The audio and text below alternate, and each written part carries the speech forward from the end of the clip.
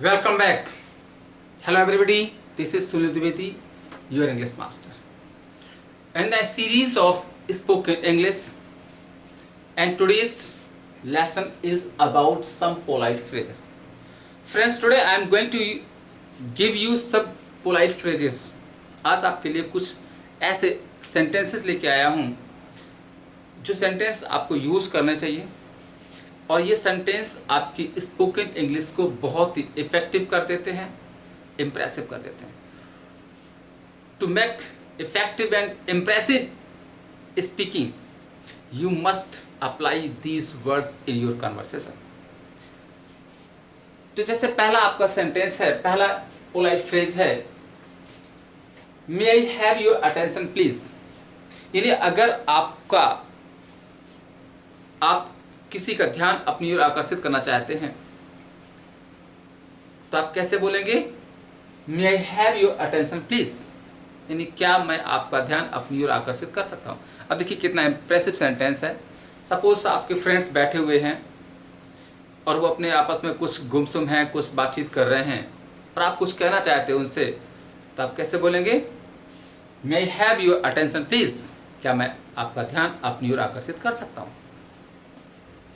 अगला, I beg your pardon. जैसे आप किसी मीटिंग में हैं, किसी क्लासरूम में हैं और कुछ डिस्कशन चल रहा है और आप किसी की बात को सुन नहीं पाते हैं, तो आप उस सेंटेंस को अगर दोबारा सुनना चाहते हैं तो आप बोलेंगे आई बेग योर पार्डन या पार्डन सर।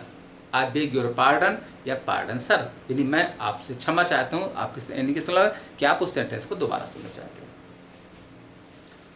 नेक्स्ट है आपका I am sorry I got little late. अब सपोज आप कभी कोचिंग जा रहे हो या स्कूल जा रहे हो, किसी कारणवश लेट हो जाते हो, पहुंचने में आपको देर हो जाती है, तो सबसे पहले तो आप बोलेंगे मे आई कम इन सर।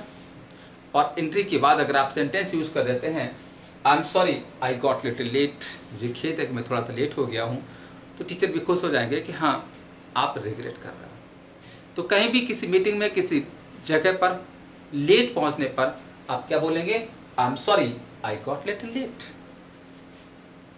या आप कह सकते हैं आई एम वेरी सॉरी। अब देखिए कहीं कुछ गलती हो जाती है आपसे और आप चुप रहते हैं तो फिर ये रूडनेस है। तो गलती करने पर आप फ्रेंकली बोलिएगा आई एम वेरी सॉरी, मुझे बहुत खेद है। नेक्स्ट सेंटेंस आपका है will you please permit me to speak. अब जैसे अगर आप ग्रुप डिस्कशन में हैं या किसी मीटिंग में हैं, किसी क्लासरूम में हैं, किसी महफिल में हैं और आप कोई बात अपनी रखना चाहते हैं, तो आपको कैसे बोलना चाहिए? Will you please permit me to speak. क्या आप मुझे बोलने की परमिशन देंगे? नेक्स्ट सेंटेंस आपका है will you please move a bit. जैसे कि इसका मतलब होता है क्या आप थोड़ा खिसकेंगे। खिसकेंगे मतलब होता है जैसे सपोज आप बस में, ट्रेन में कहीं यात्रा कर रहे हैं और वहाँ पर बैठने की जगह कम है, तो आपको कैसे बोलना चाहिए? Will you please move a bit. कृपया करके क्या आप थोड़ा खिसकेंगे। आप क्लास में हैं, बेंच पर जगह कम है, तो आप कैसे बोलेंगे? Will you please move a bit. आप कृपया करके क्या थोड़ा खिसकेंगे। नेक्स्ट सेंटेंस आपका है could you please speak a few moments for me. Sorry, could you please spare a few moments for me. इसका मतलब है कि क्या आप मुझे कुछ अपने क्षण दे सकते हैं। यानी कि जैसे कोई बहुत व्यस्त आदमी है, आप उसका समय चाहते हैं, आप उनका कुछ टाइम चाहते हैं, तो आप कैसे बोलेंगे? Could you please spare a few moments for me. यानी क्या आप अपने कुछ पल मुझे दे सकते हैं। आप क्लास में टीचर से कह सकते हैं कुड यू स्पेयर या could you please spare a few moments for me. क्या आप कुछ क्षण अपने हमें दे सकते हैं। अगला है एज यू प्लीज। जैसे अगर आपसे कोई कुछ पूछता है कि क्या हम ये काम कर लें, क्या हमें ये काम करना चाहिए, तो आप क्या बोलेंगे? उसका जवाब होना चाहिए आपका एज यू प्लीज, जैसी आपकी मर्जी। अगर आपका कोई बड़ा बुजुर्ग कोई अच्छी बात करता है, कोई सही परमिशन मतलब सही सलाह देता है और आपसे पूछना चाहता है, तो आप क्या बोलेंगे? एज यू प्लीज, जैसी आपकी मर्जी। नेक्स्ट सेंटेंस आपका है it was all by mistake. ध्यान रखिएगा इस दुनिया में सबसे बड़ा काम होता है अपनी गलती को मान लेना। जनरली क्या करते हैं कि हम अपनी गलती को कभी एक्सेप्ट नहीं करते हैं और अपनी गलती हमेशा दूसरों पर थोपते रहते हैं। फॉर एग्जाम्पल, एक उदाहरण के लिए, अगर कोई बच्चा फेल हो जाता है तो जनरली वो ये नहीं कहेगा कि हाँ मैंने पढ़ाई नहीं करी, मैंने मेहनत नहीं करी, तो वो दूसरों पर थोपता रहता है।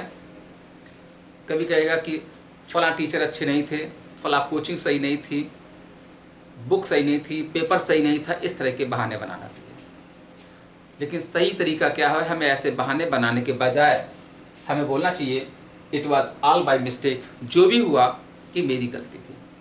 क्योंकि गलती को मान लेना बड़प्पन होता है। तो जब भी आपसे कोई गलती हो जाए या थोड़ी सी भी गलती हो, जैसे सपोज आप ग्रुप लीडर हैं, आप फ्रेंड्स हैं, कई फ्रेंड्स मिलकर के कोई काम कर रहे हैं, लेकिन टीम वर्क है, फिर भी अगर आप कह देते हैं it was all by mistake, ये सब मेरी गलती से हुआ है, तो आप सब में बहुत ही अलग हो जाएंगे, डिफरेंट हो जाएंगे और हर व्यक्ति आपका सम्मान करेगा।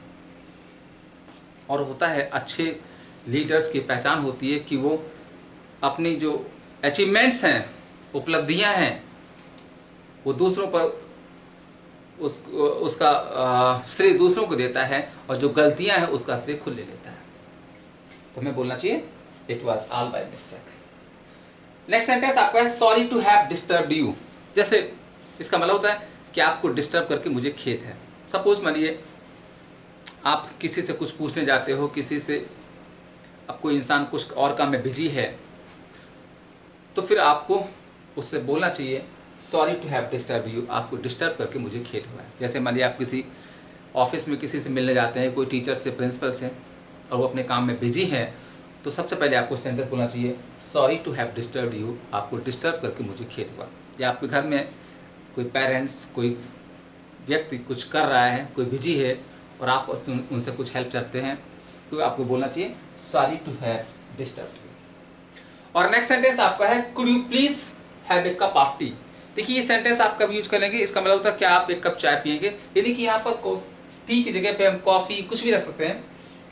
कि जैसे आपके यहाँ कोई गेस्ट आता है तो उससे आप ये नहीं कहेंगे take a cup of tea, take a cup of coffee, आप बोलेंगे could you please have a cup of tea. इसका मतलब क्या आप एक कप चाय पियेंगे, could you please have a cup of coffee, क्या आप एक कप कॉफ़ी पियेंगे। तो ये सेंटेंस आपका बताएगा कि आप बहुत ही पोलाइट हैं, बहुत ही विनम्र हैं।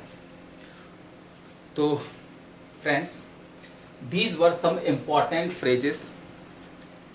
If you apply these phrases in your conversation, certainly these phrases will make your conversation very effective and very impressive. तो मैं कोशिश करता रहूँगा कि ऐसे कुछ important चीज़ें आपको दी जाएं जिससे कि आपकी कन्वर्सेशन, आपकी स्पोकन इंग्लिश बहुत ही इफेक्टिव और बहुत ही इम्प्रेसिव हो जाए and little bit different from others, दूसरों से अलग हो जाए। तो बस आज के लिए इतने ही, मिलते हैं नेक्स्ट वीडियो में कुछ और नए इम्पॉर्टेंट थिंग्स के साथ।